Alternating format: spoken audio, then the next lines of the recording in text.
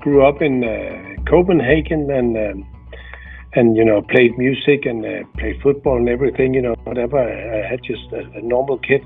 And then my mother passed away when I was 18 years old, and I suddenly escaped into the music. So I just, played the piano all the time. And I think that maybe was a turning point for me.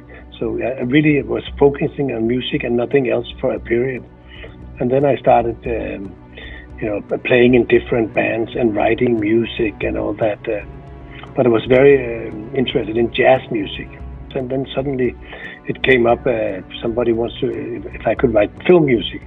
And then I started writing music for commercials, and later on came a feature film. And so I kept on making music for film for a long period, and also playing in bands, and was a director of different bands for television shows and all that, and live shows. And I started making film music, and I did a lot of children's series for the Danish television, and the Danish radio broadcaster, I think it's called. And then they later on made films called Nikolaj, a TV series called Nikolaj og Julie, who was very successful, and they won an Emmy with that one. And so the one they did after that was the one called The Killing, which also was even more successful, and that was a crime thing, and that became very big. So that was the Killing was the defining moment in my career when we did that, and then did that for in other countries also.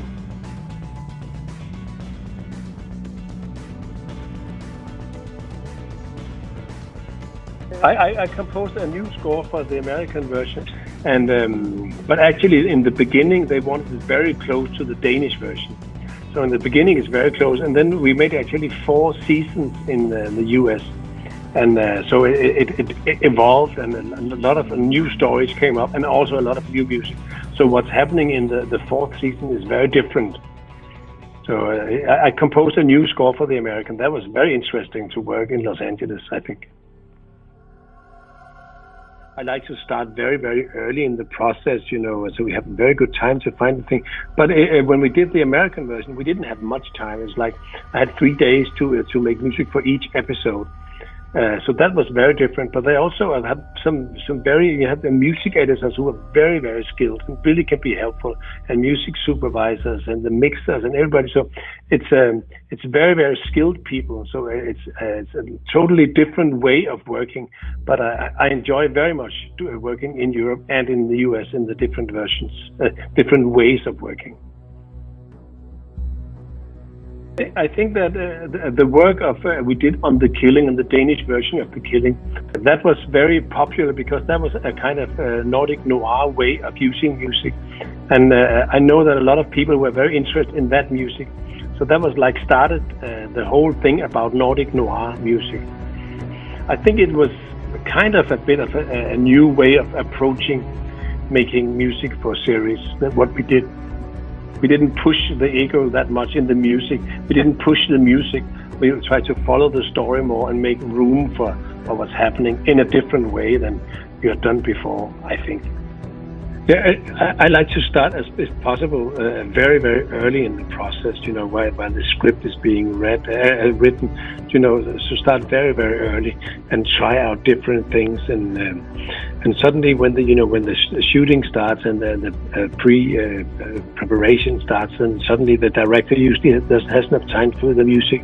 But when they start, the editor starts maybe a week or something after the shoots and try to deliver music for the editor and try things out. So when we have the first edit of the movie, it's usually with my music. Maybe it's not the final music, maybe it's only demos, and maybe we actually end up choosing other music. But I like to start very, very early in the process.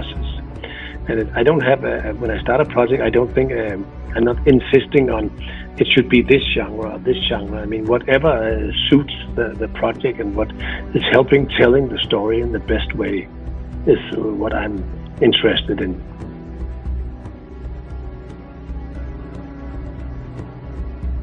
When I write my own music, it's just, I can do whatever I want to do. But when you suddenly work film music, you are collaborating with people, and somebody has a vision, and then you use all your musicality to help fulfilling this vision. I think that's very interesting. And if I do write my own too, I know exactly what style I'm going into. But sometimes you can be pushed. Your borders can be pushed to another kind of music that you maybe wouldn't have thought of.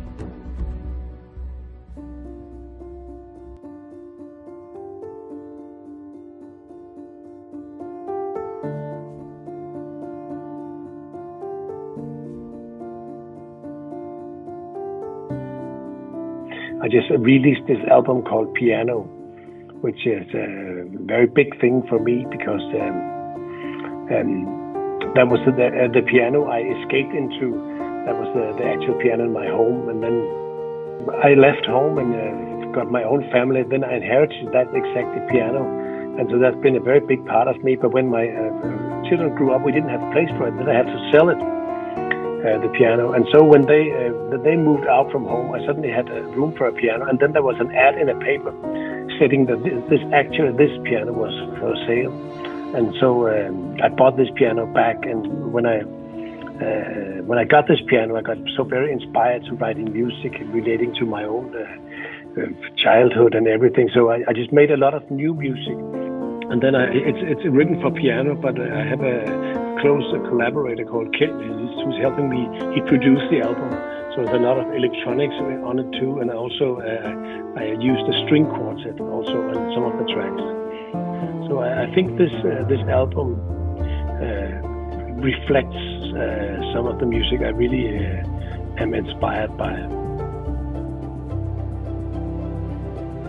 Hello, my name is Frans Bak, and I'm very happy to be here at musiKamía, and I hope you will enjoy my new album, Piano.